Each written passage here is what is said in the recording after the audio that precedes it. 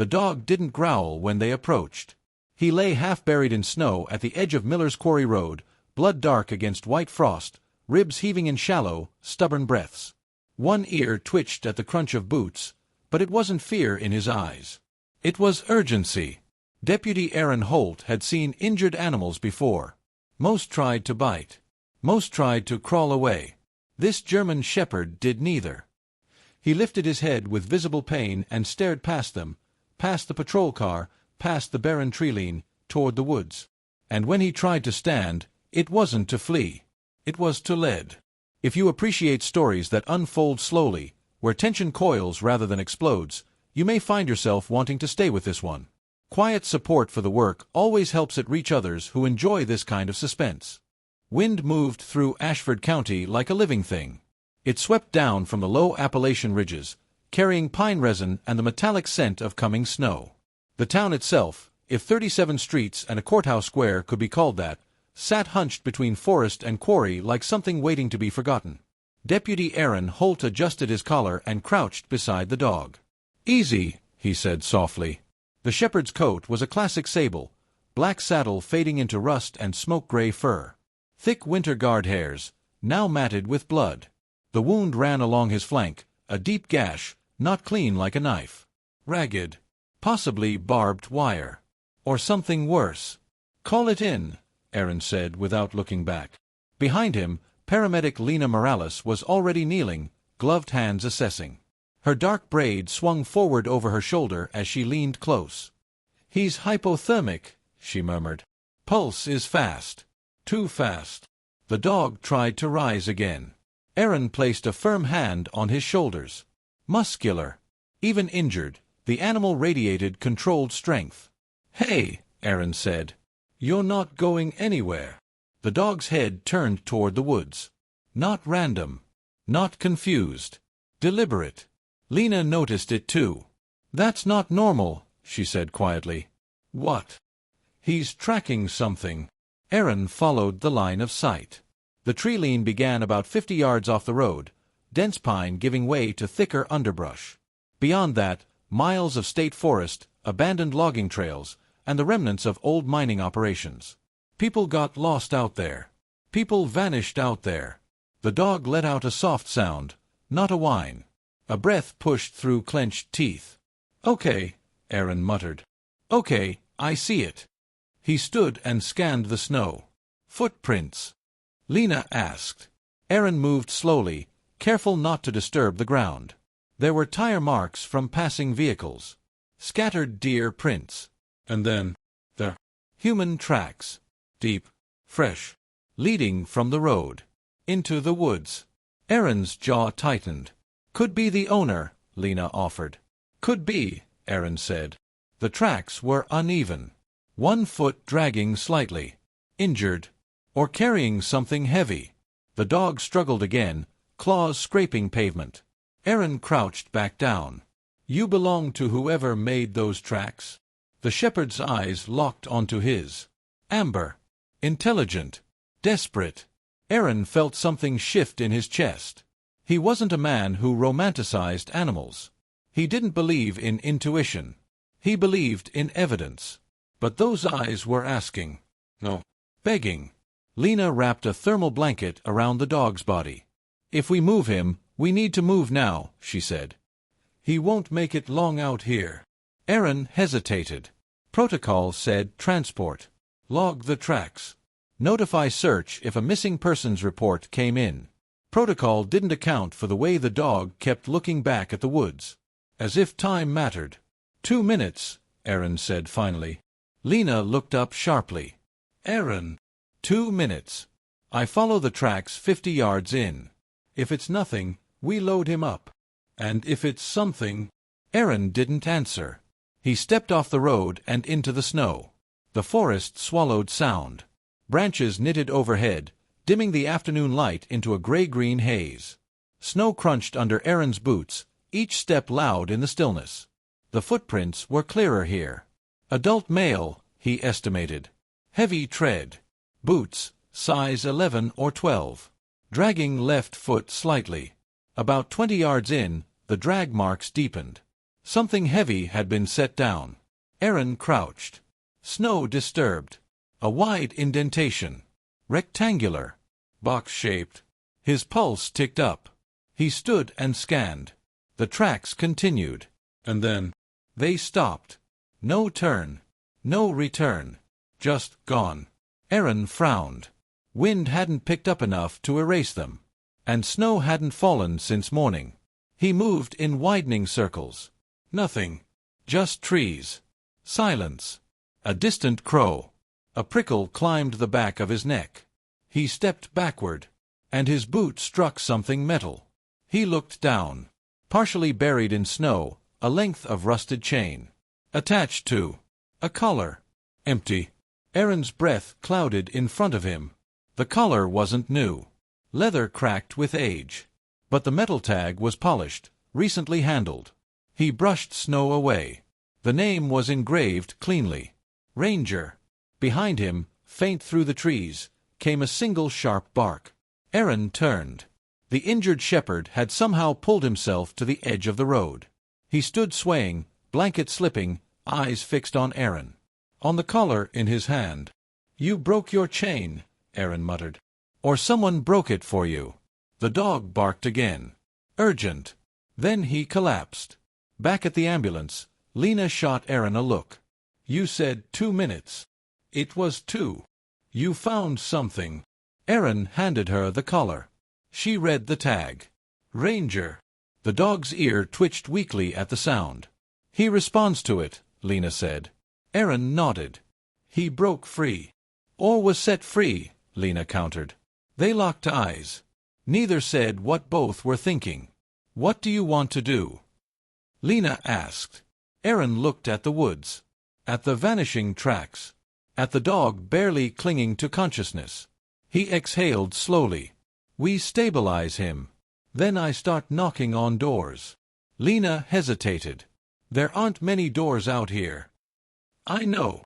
She loaded Ranger onto the stretcher with careful efficiency. Even unconscious, the shepherd's muscles tensed as though ready to rise again. As though something out there still waited. That night, snow began to fall. By morning, the tracks would be gone. And somewhere beyond the tree-line, something, or someone, would know the dog hadn't died. Snow erased everything by morning. Ashford County woke beneath a clean white silence, rooftops softened, roads narrowed, the quarry cliffs veiled in pale mist. Whatever story had been written in the woods the day before had been wiped away as if it had never existed. Aaron Holt stood outside Ashford Veterinary Clinic at 6:12 a.m., coffee cooling in his hand, watching through the frosted glass as Dr. Evelyn Mercer worked. Inside, Ranger lay sedated on a stainless steel table. The clinic smelled of antiseptic and wet fur. The fluorescent lights cast hard shadows under cabinets and surgical trays. Lena stood beside Aaron. "He made it through the night," she said quietly. "That's something." Dr. Mercer peeled off her gloves and approached them. She was in her late 50s, hair iron gray and pulled into a severe bun. In a town this small, she treated everything from dairy cattle to house cats, and she missed very little. "He's lucky," she said. "Another hour in that cold and you'd be filling out paperwork." "What caused the wound?" Aaron asked. Dr. Mercer held his gaze for a beat too long. "Not barbed wire." Aaron felt it before she said it. "Then what?" She lowered her voice. "Gunshot. Grazed along the rib cage. Entry was shallow, probably deflected. I found metal fragments." Lena inhaled sharply. "Close range?" Aaron asked. "Close enough." Silence settled heavy between them. "Someone shot him," Lena said. "Yes," Dr. Mercer replied evenly. "Someone did." Ranger woke just before noon. Aaron was alone in the room when the shepherd's eyes fluttered open. For a moment, the dog didn't move. He scanned. Calculated. Then he tried to sit up. "Easy," Aaron said. Ranger ignored him. Despite the 4-line and stitched flank, he swung his legs over the edge of the table and nearly collapsed. Aaron caught him under the chest. "You're not dying today," he muttered. Ranger's head lifted. His gaze found Aaron's face. Not confusion.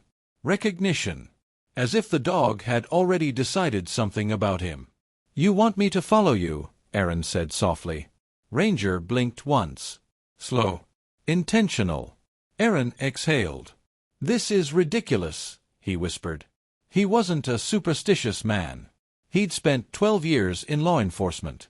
He believed in motive, in opportunity, in human weakness. Not destiny. But this dog was not reacting like a frightened animal. He was waiting. By mid-afternoon, Aaron was standing on the porch of the only residence within 2 miles of Miller's Quarry Road. The house belonged to Calvin Dray. Calvin had moved to Ashford 6 years earlier, bought 15 acres near the state forest, and kept largely to himself. Former construction contractor. Divorced. No children. He opened the door slowly. "Deputy Holt," Calvin said, his voice gravelly. "Something wrong." Calvin was broad-shouldered, mid-40s, beard flecked with gray. His eyes were steady, but there was tension in the set of his jaw. "Found an injured dog near the quarry road yesterday," Aaron said. "German Shepherd. Name's Ranger." Calvin didn't blink. "Doesn't ring a bell." Aaron watched him carefully. Gunshot wound. A flicker. Brief. Almost invisible. "Lot of hunters out here," Calvin replied. "Accidents happen." "In February?" Aaron asked mildly. Calvin's lips pressed thin. "I don't hunt," he said. "You can look around if you want." The invitation was too easy. Aaron stepped inside. The house was neat. Sparse. Wood stove burning low. A single recliner facing a television. Mudroom by the back door. On the wall near the kitchen. A metal hook. Empty. Aaron approached it casually. "Used to own a dog?" he asked. Calvin crossed his arms. "Had one years ago." "What happened to it?" "Died." Aaron turned. "What was its name?" Calvin held his stare. "Ranger." The air shifted. Aaron felt Lena's words echo in his mind. "That's not normal." "Funny coincidence," Aaron said. Calvin shrugged. "Common name." Aaron stepped closer to the hook. Scratches marked the wall around it. Deep ones. As if something had strained hard against a tether. "You shoot him?" Aaron asked quietly. Calvin's expression didn't change. "You accusing me?" "I'm asking." Calvin stepped forward. "That dog bit me." Aaron's gaze dropped. There, on Calvin's right hand, was a fresh bandage wrapped across the knuckles. "When?" Aaron asked. 2 days ago." "Why?" Calvin's jaw tightened. He wasn't right anymore. There it was. Define not right. Calvin hesitated. Aaron saw it. A crack. "He wouldn't stay put," Calvin said finally. "Kept running off toward the woods. Growling at nothing. Digging." "Digging where?" Calvin didn't answer. Aaron stepped toward the back door. "You mind if I take a look outside?" For the first time, Calvin hesitated. "Knock yourself out." The backyard sloped toward a tree line. Snow covered most of it, but near the base of a large oak, the surface was disturbed. Aaron knelt. The ground beneath the snow had been recently turned. Poorly smoothed over. "Digging here," Aaron called. Behind him, Calvin's boots crunched. "Like I said," Calvin replied, "he wasn't right." Aaron brushed more snow aside. The soil was darker beneath. Damp. And something pale showed through. Not bone. Fabric. Aaron's pulse spiked. He stood slowly. "What's buried there, Calvin?" Calvin didn't answer. Instead, he turned and walked toward the house. Aaron's hand moved instinctively to his sidearm. "Calvin." Calvin stopped at the back steps. "You ever have something in your past," he said quietly, "that refuses to stay buried?" Aaron didn't lower his weapon. "Step away from the door." Calvin laughed softly. "You think I killed someone?" "Did you?" Calvin looked over his shoulder. "No," he said. Then he ran inside. Aaron radioed for backup as he kicked the door open. Inside, the house was suddenly too quiet. He moved carefully through the living room. "Calvin!" A crash sounded from the back. Aaron rounded the corner and froze. The back door hung open. Snow blew in across the floor. Calvin was gone. By nightfall, search teams combed the woods. Ranger, against medical advice, had insisted, violently, on leaving the clinic. He had torn free of his foreline and limped straight to Aaron's patrol car, refusing to move until the door opened. Dr. Mercer had stared at Aaron. "I've never seen anything like this." Neither had he. Now Ranger moved through the forest despite his stitches, nose low, body tense. Tracking. Aaron followed close behind, flashlight beam cutting through falling snow. "What are you trying to show me?" he murmured. Ranger stopped suddenly.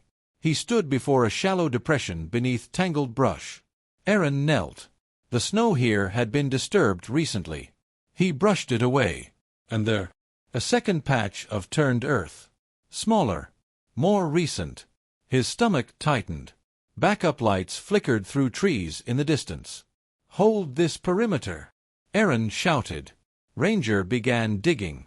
Fur flying. Snow scattering. Aaron joined him, hands numb in the cold. And then, fabric. Blue. Children's. Aaron's breath left him in a thin cloud. Jesus!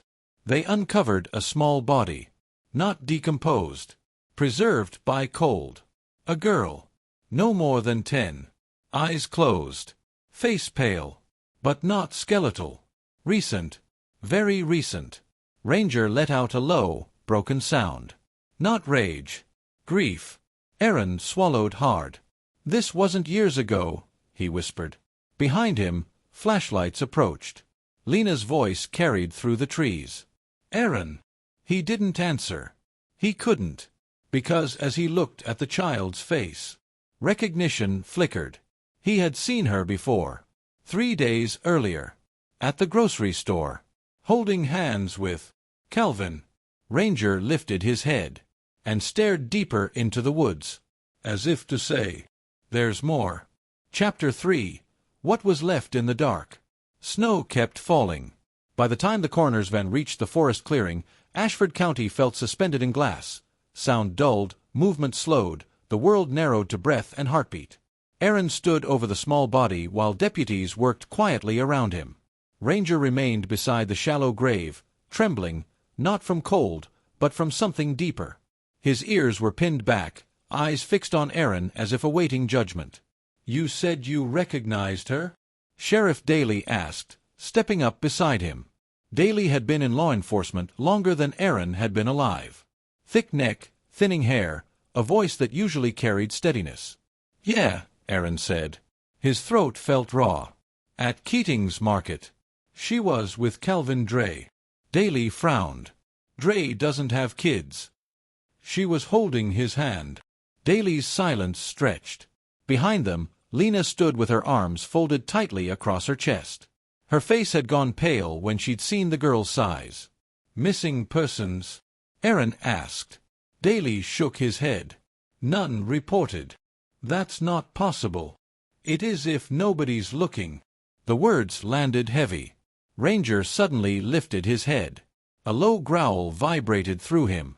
Aaron turned. The woods ahead were darker than they should have been. Snow softened shapes, but someone, was moving beyond the tree line. "Stay here," Aaron ordered. Ranger didn't. He surged forward. They found Calvin near the old quarry access road, half hidden behind a rusted mining shed. His breath fogged wildly in the cold, chest heaving. He didn't run this time. He simply stood there. Ranger stopped 10 feet away and barked once, sharp, accusing. Calvin's eyes moved to the dog. "You should have died," he muttered. Aaron raised his weapon. "On your knees." Calvin complied slowly. Snow settled on his shoulders. "She wasn't mine," Calvin said. Aaron's pulse thudded in his ears. "Then whose was she?" Calvin looked past him, toward the distant tree-line. "She wasn't supposed to be found." A chill crawled up Aaron's spine. "Start talking." Calvin's gaze flicked to Ranger. "That dog kept digging," he said. "Wouldn't let it rest." "What happened to her?" Calvin's jaw tightened. "I was helping someone." "Who?" Calvin hesitated. And in that hesitation, Something shifted in Aaron's understanding. "You didn't act alone," Aaron said. Calvin closed his eyes briefly. "No." 2 hours later, in the dim interrogation room at the Ashford County Sheriff's Office, the truth began to fracture open. Calvin sat handcuffed, shoulders slumped, eyes hollow. Aaron leaned across the metal table. "You were seen with her," Aaron said evenly. "You buried her." "I didn't kill her," Calvin whispered. "Then who did?" Silence. Aaron studied him. The tremor in his hands wasn't fear of prison. It was something else. Loyalty. Or terror. "Who?" Aaron pressed. Calvin swallowed. "Sheriff Daly." The name hit like a physical blow. Aaron leaned back slowly. "That's a lie." Calvin shook his head. "He told me she was a runaway. Said no one would miss her." Aaron's mind raced. Daly had been first on scene. Daly had controlled the search radius. Daly had insisted there were no missing children reports. "You're lying to save yourself," Aaron said, but his voice lacked conviction. Calvin met his eyes. "I buried her because he told me to. He said it was an accident. Said she fell. Hit her head." He panicked. Aaron stood abruptly. He needed air. Needed distance from the spinning. Ranger lay outside the interrogation room door, watching him, as if he already knew. Aaron found Daly in his office, staring out the window at the falling snow. "You've known Calvin a long time?" Aaron asked carefully. Daly didn't turn around. "Long enough." Aaron closed the door behind him. "He says you killed her." Daly's reflection in the glass did not flinch. "He would," Daly said calmly. "Did you?" Daly turned then. And for the first time since Aaron had known him, something in the sheriff's eyes felt absent. "You think I'd harm a child?" Daly asked. Aaron didn't answer. Daly stepped closer. "She wasn't local," he said quietly. "Her mother passed through town. Addict. Left her in the car while she went into the bar off Route 16. Aaron felt his stomach twist.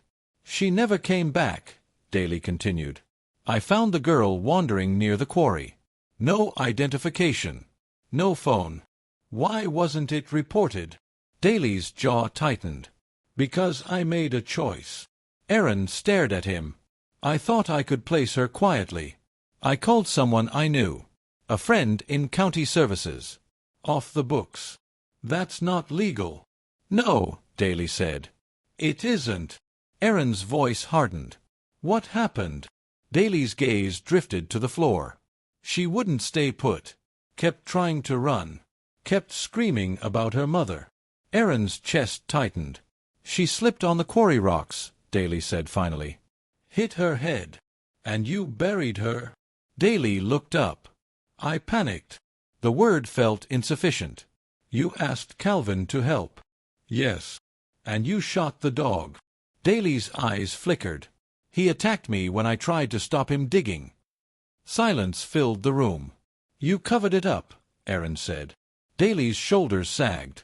"I convinced myself it was mercy. That no one would look for her." Aaron thought of the grocery store. The girl's small hand in Calvin's.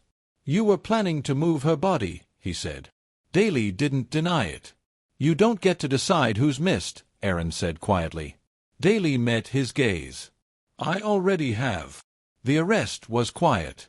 Ashford County did not scream or riot. It folded inward. News spread slowly through diners and hardware stores, through whispers at church.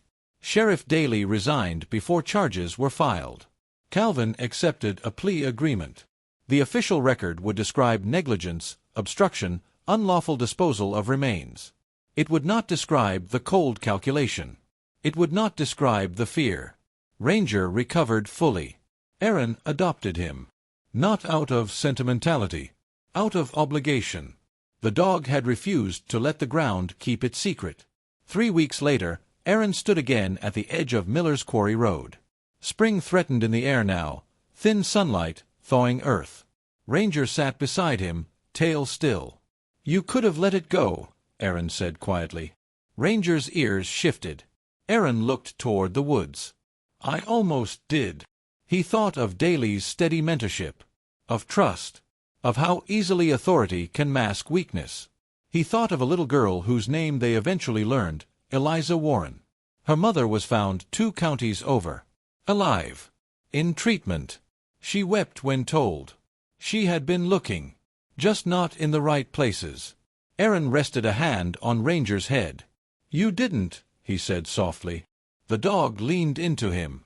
Not begging now. Not urgent. Just present. The forest was quiet. But it no longer felt like something hiding. Months later, when snow returned, Aaron sometimes dreamed of amber eyes staring through white silence. Not asking. Not accusing. Simply reminding him that some truths fight to be uncovered. And sometimes, it takes the wounded to lead us there.